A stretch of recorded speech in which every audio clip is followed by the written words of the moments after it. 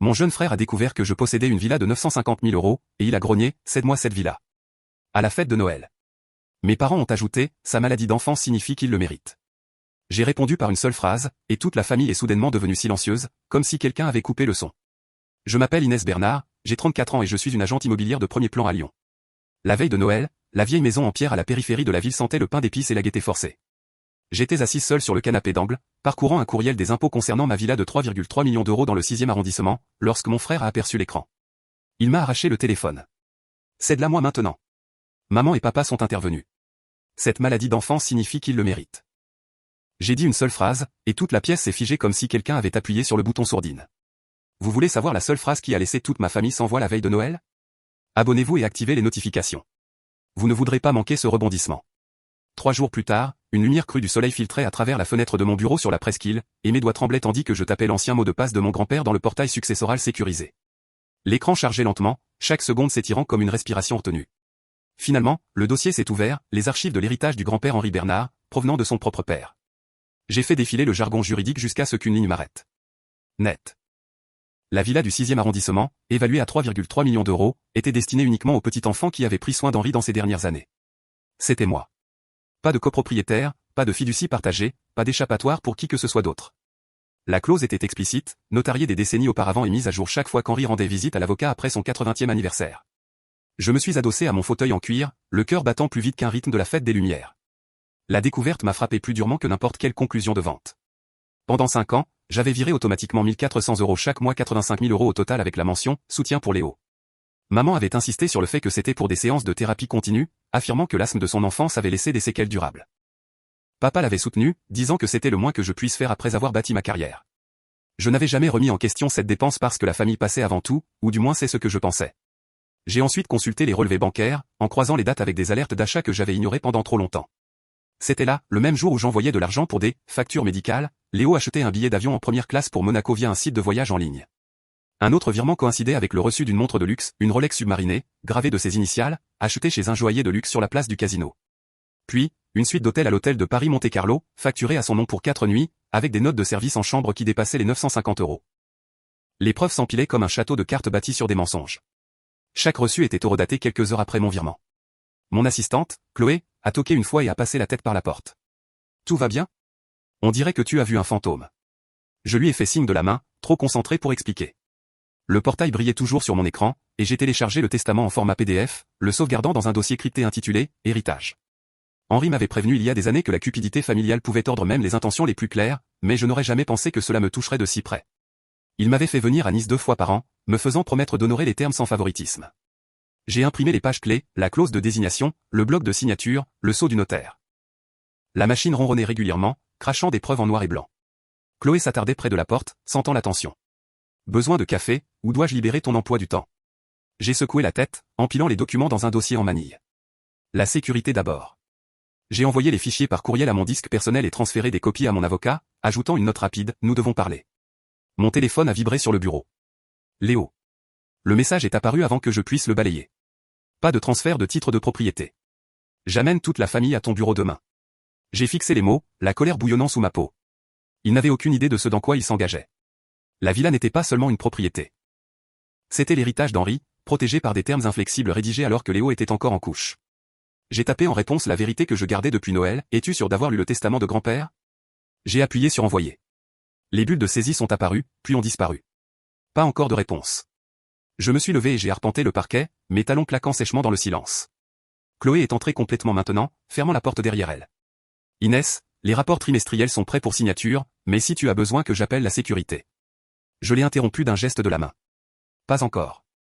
D'abord, il me fallait des copies de tout, le testament, les relevés, les frais de Monaco.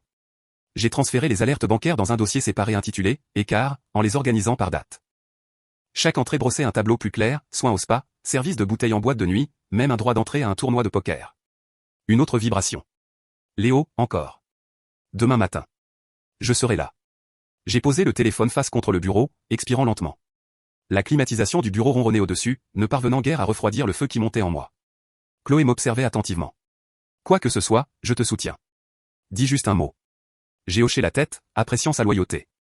Henri m'avait choisi pour une raison, fiabilité, discrétion, engagement. Les exigences de Léo étaient sur le point de se heurter à la réalité, et je serais prête quand cela arriverait. J'ai glissé le testament imprimé dans ma mallette, verrouillé le tiroir et me suis préparé à la tempête qui s'annonçait. J'ai annulé le virement d'un seul clic, mon cœur battant comme s'il allait éclater. L'écran a affiché la confirmation, plus de paiements automatiques.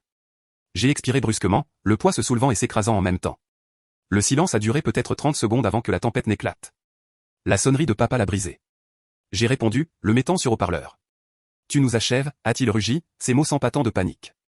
Léo ne peut pas survivre sans cet argent, le loyer, la nourriture, tout. Je suis restée silencieuse, laissant la tirade se déverser. Il a dépeint des images d'avis d'expulsion, de réfrigérateurs vides, un avenir où seul moi prospérerais pendant qu'il souffrirait. Il a répété les mêmes menaces 3 fois, sa voix s'élevant à chaque cycle, jusqu'à ce que je mette fin à l'appel sans réponse. Mon téléphone a explosé d'alerte. Léo avait publié un TikTok. J'ai appuyé sur lecture. Il était assis contre un mur uni, le téléphone posé sur une pile de livres, le visage tordu par un faux désespoir. Ma propre sœur, pleine aux as, vient de nous voler notre héritage et de me laisser sans le sou, a-t-il dit, la voix se brisant à point nommé. Sœur Cupide.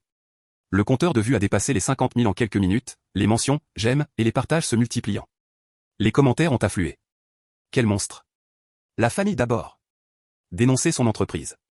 Des inconnus ont divulgué l'adresse de mon bureau, ont tagué les nouvelles locales et ont exigé des boycotts. Un utilisateur a publié mon profil LinkedIn. Un autre a partagé une photo de l'entrée de l'immeuble. J'ai fait défiler plus loin, chaque ligne étant une nouvelle piqûre. Des clients ont envoyé des textos, confus, avais-je vu la vidéo? Des partenaires ont demandé si c'était vrai. Le récit s'est propagé sans contrôle, me dépeignant comme la méchante qui amassait des richesses. Un influenceur local a repris le clip, ajoutant des commentaires sur les frères et sœurs toxiques à Lyon. Les vues ont grimpé à 200 000. J'ai verrouillé l'écran, le pouce accélérant à nouveau.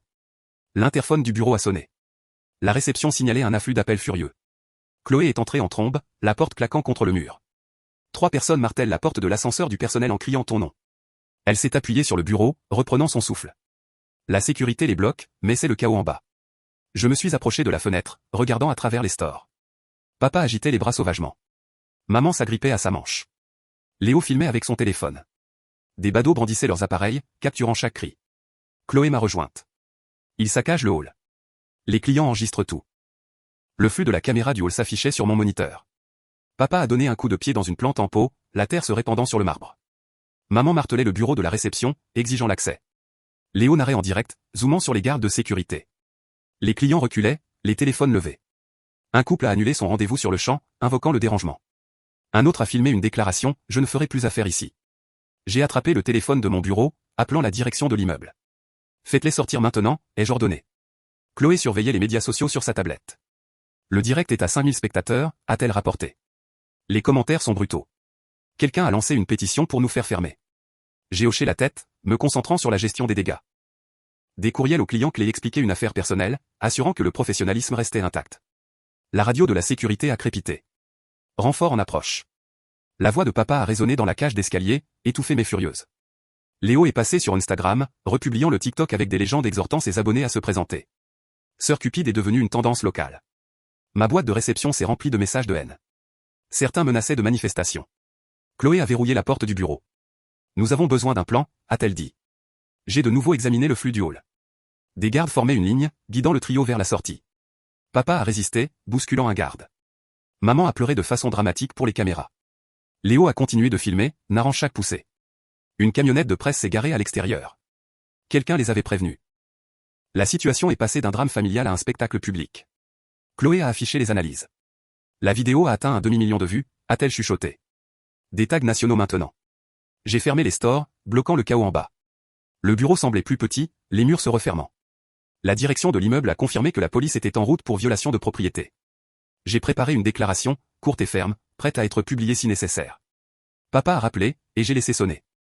La messagerie vocale s'est remplie de supplications et d'accusations. Léo a envoyé des captures d'écran des classements des tendances. Maman a envoyé des émojis en pleurs. Je les ai tous ignorés, me concentrant sur le confinement. Chloé coordonnait avec les relations publiques, rédigeant des réponses aux demandes des médias qui arrivaient déjà. La sécurité a fait le point, le trio avait été évacué, mais Léo s'attardait à l'extérieur, interviewant les passants. L'équipe de presse installait ses lumières. Des clients ont reporté leur rendez-vous, invoquant des raisons de sécurité. Les calculs de l'impact sur les revenus tournaient dans ma tête, des pertes potentielles de plusieurs milliers. Chloé m'a tendu de l'eau. Respire, a-t-elle dit. Le hall s'est calmé, les débris ont été nettoyés. La police a recueilli les déclarations du personnel. J'ai regardé le flux pendant que les agents dispersaient la foule. Léo est finalement parti, continuant de diffuser en direct son « Tour de la victoire ». Le hashtag a atteint un pic, puis a ralenti. Le mal était fait, mais contenu pour le moment. La porte vitrée a tremblé sous des coups incessants, et je suis resté figé au milieu d'une foule de clients. La serrure s'est ouverte de l'intérieur. Chloé avait dû appeler la sécurité trop tard. Léo a fait irruption en premier, le téléphone levé, diffusant en direct à une audience déjà forte de milliers de personnes. Tout le monde, voici la sœur qui a volé la villa de notre famille, a-t-il annoncé, balayant la caméra sur des visages stupéfaits. Maman et papa se sont précipités juste derrière, les visages empourprés de fureur. Papa s'est dirigé droit vers mon bureau, saisissant le mandat de vente ouvert pour une propriété du 6e arrondissement. Ceci est la preuve, a-t-il beuglé, brandissant les pages comme un trophée. Maman a attrapé un coin, les larmes coulant à flots. Comment as-tu pu trahir ton propre sang, a-t-elle gémi. Les clients ont halté, certains reculant vers les murs. Un jeune couple qui signait un compromis de vente a laissé tomber son stylo, les yeux écarquillés. Un autre investisseur a interrompu son appel, le téléphone toujours à l'oreille. Chloé s'est positionnée entre eux et moi. Vous violez une propriété privée. Partez immédiatement. Léo l'a ignoré, zoomant sur mon visage. Dis au monde pourquoi tu nous as coupé les vivres. Le chat en direct défilait furieusement, des émojis de feu, des demandes de réponse, des appels à me boycotter. Papa a déchiré le mandat en deux, laissant les lambeaux volter sur la moquette. Maman s'est effondrée sur la chaise la plus proche, sanglotant assez fort pour que le micro capte chaque hoquet. J'ai composé le numéro abrégé de la sécurité de l'immeuble. Intrus dans la suite 4. Envoyez l'équipe maintenant. Puis le 17, violation de propriété active chez Imo Bernard. Agent nécessaire, urgent. Léo narrait par-dessus moi. Elle appelle les flics contre sa propre famille. Les clients ont formé un cercle lâche, les téléphones levés. L'un filmait à la verticale pour TikTok, un autre à l'horizontale pour les agences de presse. L'investisseur a mis fin à son appel. L'affaire est annulée jusqu'à ce que cela soit résolu, a-t-il marmonné en ramassant sa mallette. Des gardes de sécurité ont fait irruption, 3 uniformes, les radios crépitants. Ne touchez à rien, a aboyé le chef d'équipe. Papa serrait plus fort les moitiés déchirées. C'est notre preuve. Un garde a arraché les papiers, les plaçant dans un sac de scellé. Maman s'est accrochée à la manche de papa, suppliant la caméra. Léo a tourné la caméra vers les gardes. L'oppression en action, les amis. Les dons du chat ont retenti, les euros affluents pour ça, cause. Les sirènes se sont faites plus fortes à l'extérieur. 2 agents sont entrés, leurs insignes brillant sous les néons. Tout le monde, ne bougez plus, a commandé le premier. Léo a protesté bruyamment, nous avons des droits. Maman a gémi de nouveau. Papa a résisté à son évacuation, bousculant l'épaule d'un garde. Les clients chuchotaient entre eux. Un couple s'est éclipsé par la porte latérale. Un autre a tweeté la scène en direct.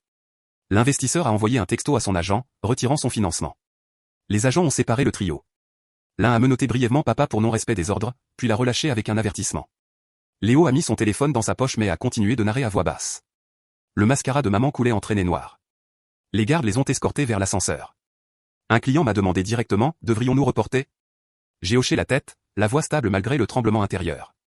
Le flux de la caméra du hall sur mon moniteur secondaire montrait le chaos précédent fusionnant avec le direct de Léo. Les vues combinées dépassaient 1,5 million. Les commentaires exigeaient des boycotts, partageaient ma biographie et taguaient mes concurrents. Chloé a verrouillé la porte principale après le dernier agent. Cauchemar en termes de relations publiques, a-t-elle dit en examinant les papiers éparpillés. Le nettoyage a commencé. Les lambeaux ont été balayés, les chaises redressées. Les taches de café ont été essuyées. Les transactions perdues ont été comptabilisées, 3 signatures reportées, 2 acheteurs partis. L'impact sur les revenus était estimé à 47 000 euros, minimum. J'ai archivé les enregistrements de sécurité, étiquetant les clips pour les avocats. Les agents ont demandé des déclarations officielles des témoins. Un client s'est porté volontaire. J'ai tout vu. Je serai heureux de signer. Le direct de Léo passait en boucle en sourdine, le chat toujours enragé. L'effondrement dramatique de maman tournait en boucle au ralenti. Le contrat déchiré de papa est devenu un mème. La direction de l'immeuble a envoyé par courriel les factures des dommages, un vase cassé, des sols éraflés, des frais d'appel d'urgence. Chloé coordonnait avec l'assurance, déposant des réclamations au titre de la couverture des troubles. Un agent s'est de nouveau approché. Nous avons besoin de votre rapport complet. C'est viral dans tout le pays. J'ai détaillé l'intrusion, les dommages matériels et les menaces implicites. Il a hoché la tête, ajoutant des notes. Les camionnettes de presse sont à l'extérieur. Évitez les commentaires pour l'instant. J'ai accepté, rédigeant une note interne pour le personnel, les affaires continuent comme d'habitude. Du soutien est disponible. Les clients qui sont restés ont exprimé leur sympathie mais aussi leur inquiétude. L'un a demandé des assurances sur la sécurité des données. Un autre a demandé à être transféré à un autre agent. Chloé s'est occupée de la reprogrammation, calmant les voix au téléphone. Le bureau bourdonnait de reprises, les imprimantes redémarraient, les téléphones étaient redirigés. J'ai examiné le contrat déchiré, il était récupérable avec des scans. Les agents ont communiqué par radio l'autorisation de lever le périmètre. Famille évacuée, pas d'arrestation. Léo s'attardait sur le trottoir, interviewant les journalistes. Des hélicoptères de presse tournaient au-dessus. Sœur Cupide était dans le top 10 des tendances. Ma boîte de réception débordait, messages de haine, demandes d'interview, retrait de partenariat. Chloé ne filtrait que l'urgent. L'agent principal est revenu avec des formulaires. Signé ici. Un numéro de dossier a été attribué. J'ai apposé mon nom, la date, l'heure. Nous aurons besoin de vous pour le rapport. C'est déjà partout sur Internet.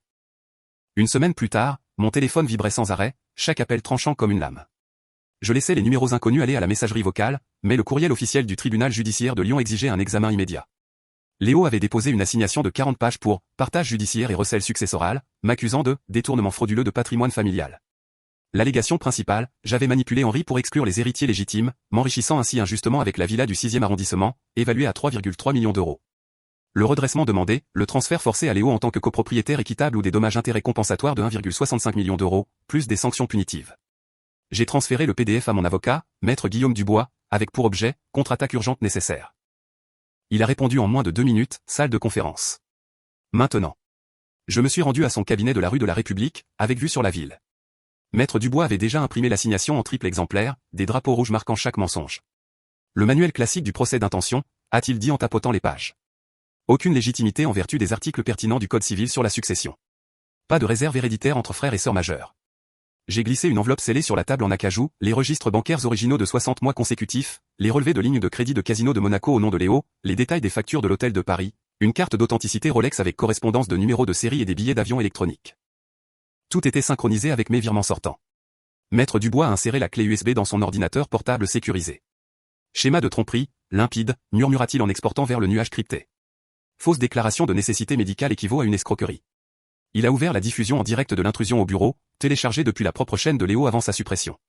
Pièce à conviction A, demande publique sous la contrainte, a étiqueté Maître Dubois. Des notes image par image ont capturé les mots exacts de Léo, donne-moi l'acte de propriété, sinon. Maître Dubois a rédigé des demandes de communication de pièces, les finances complètes de Léo sur 3 ans, les rapports de monétisation des médias sociaux, les journaux de voyage et les déclarations sous serment de maman et papa. Aucune n'était jointe au dépôt initial. Maître Dubois a extrait le testament numérisé du coffre-fort de la succession d'Henri, scanné en haute résolution, notarié en 2018, réaffirmé en 2022 et attesté par 2 parties désintéressées ainsi que par le médecin d'Henri. La clause sur les soins prodigués brillait à l'écran, à ma petite-fille, Inès Bernard, en considération de sa compagnie et de son assistance pendant mes années de déclin, je lègue la résidence au 12 boulevard des Belges en pleine propriété. Sans condition, sans reliquat pour autrui. Il a déposé une fin de non-recevoir par voie électronique à 15h17, joignant le testament, les relevés bancaires et la transcription du direct. Simultanément, une exception de prescription, la réclamation de Léo était prescrite. Maître Dubois a ajouté une demande reconventionnelle, escroquerie, abus de procédure, diffamation par le biais de contenu viral. Dommages et intérêts, les frais de justice réels, la perte de revenus commerciaux et une détresse émotionnelle grave, quantifiée par les factures de thérapie que j'ai commencé à collecter. Le journaliste du Progrès a envoyé un courriel à 16h02. Le clip de l'invasion du bureau a dépassé les 5 millions de vues, tendance nationale. Déclaration officielle ? Maître Dubois a rédigé une réponse contrôlée, divulgation complète dans l'édition imprimée de lundi. Uniquement les faits. Le journaliste a insisté, allégation d'abus de faiblesse. Réponse de Maître Dubois, fiction non étayée. Les preuves suivront. Maître Dubois a assigné les plateformes de Léo à produire les relevés de revenus publicitaires diffamation monétisés. Il a demandé une audience en référé pour faire cesser toute autre déclaration publique. Le greffier du tribunal a confirmé les tampons de dépôt. Un numéro de dossier a été attribué. Maître Dubois a imprimé des copies certifiées conformes, scellant un jeu pour les archives d'Henri à Nice. Chloé a envoyé des mises à jour par texto, 3 clients ont demandé des pauses de contrat, 2 ont exigé des assurances de sécurité. Maître Dubois a conseillé une note interne, les affaires continuent. L'affaire juridique est personnelle. Le journaliste a téléphoné directement à 17h45. Clip intégré sur des sites nationaux. Votre version ? Maître Dubois, sur haut-parleur, exposé complet lundi. Ils s'effondreront sous le poids de la vérité. L'article a fait la une lundi, et je tenais le journal avec des mains tremblantes. Des titres en gras criaient, Léo Bernard escroqué par sa sœur de 85 000 €, la villa revient de droit selon le testament du grand-père. Les sous-titres détaillaient la chronologie de la fraude, les folies à Monaco, une clause d'héritage en béton, et des photos côte à côte du direct larmoyant de Léo et de la signature notariée d'Henri. L'article était crédité à une équipe d'enquête. Un encadré listait les numéros de dossier du tribunal, les horodatage des pièces à conviction, les journaux de virement bancaire, les marqueurs de casino, les factures d'hôtel et les numéros de série de la montre. Le directeur de l'entrepôt de papa l'a convoqué à 8 heures précises. Les ressources humaines lui ont remis des papiers de licenciement pour faute grave, citant une conduite inappropriée, une perturbation de l'ordre public et une couverture médiatique négative associant le nom de l'entreprise. La sécurité l'a escorté dehors. Son badge a été désactivé, et son casier a été vidé à midi. Les collègues chuchotaient dans la salle de pause, évitant son regard. D'anciens amis l'ont supprimé des discussions de groupe. Le représentant syndical a confirmé qu'il n'y avait pas d'appel possible. Le dernier chèque de paie a été envoyé par la poste, et les avantages sociaux ont expiré à la fin du mois. Les sites d'emploi l'ont mis sur liste noire après que les vérifications d'antécédents ont signalé les articles. Le cercle social de Léo a implosé du jour au lendemain. Des amis du lycée se sont désabonnés, publiant des stories, fini les menteurs. Des colocataires d'université l'ont bloqué sur toutes les plateformes. Le cercle des influenceurs locaux a annulé les collaborations. Des représentants de marques ont envoyé des courriels pour rupture de contrat. Les revenus de parrainage ont été gelés en attente d'examen. La coche de vérification de Léo a disparu, violation de la politique de la plateforme. Son nombre d'abonnés est passé de 50 000 à moins de 10 000 en 48 heures. Ses messages privés ont été inondés de demandes de remboursement pour des cagnottes frauduleuses. Les liens d'affiliation ont été désactivés. Des partenaires publicitaires l'ont poursuivi pour rupture de contrat. Les invitations à des podcasts ont été annulées. Les organisateurs d'événements l'ont banni des panels. Maman est apparue dans le hall de mon immeuble à 10h15, serrant des mouchoirs froissés. Le flux de sécurité la montrait faisant les 100 pas, répétant des supplications. La réception a sonné. Chloé, un membre de la famille, demande à entrer. Dit que c'est une question de vie ou de mort. J'ai regardé le moniteur. Elle avait l'air décharnée, le mascara taché. Chloé a transmis ma réponse ferme, rendez-vous uniquement, par l'intermédiaire de son avocat. Maman est restée 45 minutes. Elle a laissé une note à la réception, s'il te plaît. Une seule conversation. Chloé l'a déchiquetée sans la lire. Le registre de l'immeuble a noté 2 autres tentatives d'entrée cette semaine-là, refusées à chaque fois. Le concierge a signalé qu'elle attendait devant le portail un autre après-midi. La police l'a escortée pour flânage. Grand-père Henri a téléphoné de Nice à 18h30. J'ai pris le journal au club. Toute la salle en parlait. Sa voix était stable, fière. Tu as honoré ce qui compte, Inès. Il a toussé légèrement. Puis, directement, la villa est légalement à toi. Maintenant, quel est le plan? 7 mois plus tard, le soleil brûlant de juillet cuisait le 6e arrondissement, et j'ai signé l'acte de donation de la villa à un fonds de bourse d'études d'une main ferme. La propriété de 3,3 millions d'euros a été transférée à la Fondation Henri Bernard, créée spécifiquement pour honorer l'engagement de toute une vie de grand-père envers l'éducation et l'intégrité. Les avocats ont examiné chaque clause. Un notaire a apposé son sceau sur les dernières pages à 14h17. Le séquestre a viré la confirmation en quelques minutes. Le titre de propriété a été enregistré auprès du service de la publicité foncière avant la fermeture des bureaux. Les statuts de la fondation ont été déposés auprès de la Direction générale des finances publiques pour le statut d'association reconnue d'utilité publique. Le conseil d'administration s'est réuni par vidéo sécurisée, 6 administrateurs, dont 2 anciens étudiants d'Henri, maintenant professeurs à l'université Lyon 2 et Lyon 3. Ils ont approuvé les règlements, des bourses d'études complètes pour les bacheliers de première génération issus des lycées publics de la région, avec une priorité accordée aux filières de l'immobilier et du commerce. Le premier cycle a financé 20 étudiants. Les candidatures ont été ouvertes en ligne à minuit. Un communiqué de presse a été rédigé, un héritage de soins se transforme en opportunité. Les chaînes locales ont repris l'histoire. Le site web de la fondation a planté à cause du trafic en quelques heures. Grand-père Henri est arrivé de Nice 3 jours plus tard, une seule valise à la main. Il a visité une dernière fois la villa vide, caressant la rampe qu'il avait installée en 1985, s'arrêtant dans la bibliothèque où il m'avait appris à jouer aux échecs. Un adieu parfait, a-t-il dit. Des déménageurs ont emballé ses objets personnels, le reste a été vendu aux enchères pour un capital de démarrage supplémentaire pour le fonds. Les recettes ont dépassé les 235 000 euros.